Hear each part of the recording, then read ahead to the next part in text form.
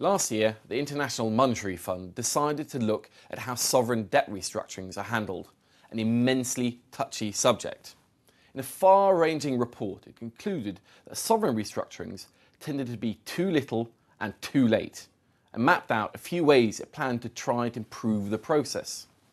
The IMF staff is now drafting its proposals for the board to discuss this summer. But we have Gabriel Sterne, an economist at Exotix and a former IMF staffer, here to discuss the subject. Gabriel, thank you so much for being here today. If we bring up our first chart, here we can see a classic case of sovereign debt restructuring. In Argentina, they went through a gouging restructuring in 2001 and got their debts under control. Was this a success then?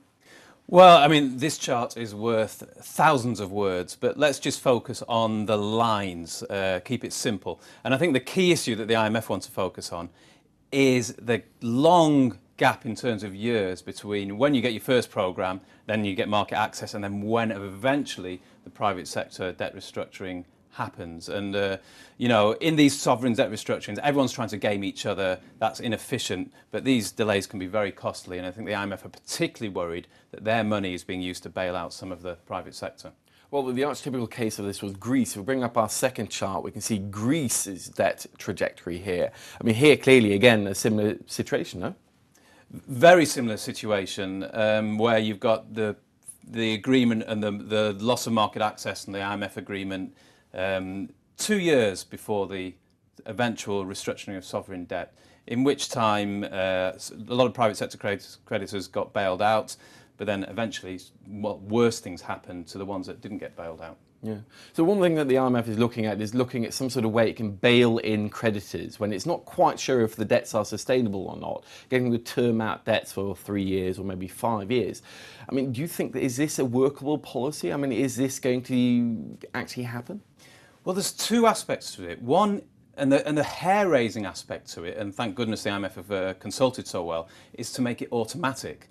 Now, that certainly has some merits, because what it says is, well, will any debt that's falling due over the life of the IMF programme, what we're going to do is put that outside the IMF programme, an automatic maturity extension, and that has some merits. But the problem is, it's a rule that they're having. Now, on the one hand there's an IMF programme, on the other hand there's a default, because this is a default, and those two, well, they might not always work hand in hand together. Yeah, there have been cases where countries looked like they were doomed to default and restructure, but actually managed to get away. We have a third chart here that show a few countries, and they actually did manage to get their debts, well, some of them under control. Yeah, exactly. The one at the top, Jamaica, is a great advert for the policy, because probably they should have restructured, and I think you're an expert on that, Robin, a decade ago at least. But the others, now Portugal, Ireland, now this would have pushed them into default.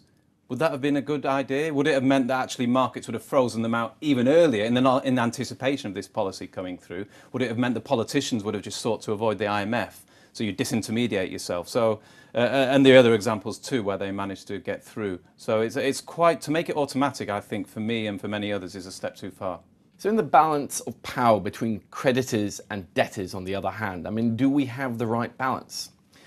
I think that really gets to the nub of it. Forget this automatic extensions. This is really what the fund should be focusing on. Now, I think what we really need is an assessment of the whole history of sovereign debt restructurings. You could argue in the case of Greece, actually, some of the creditors were quite badly dealt with, a 70% debt restructuring. There are other cases, back in Ukraine in 2000, where the haircuts were tiny and not enough. So let's go through that and see if the bond legal framework can be adjusted to make things fairer. Well, Gabriel, thank you so much for being here today. The IMF is right to step into this politically sensitive subject, but it remains to be seen how much the fund can actually achieve given the immense resistance to many of the changes it has proposed.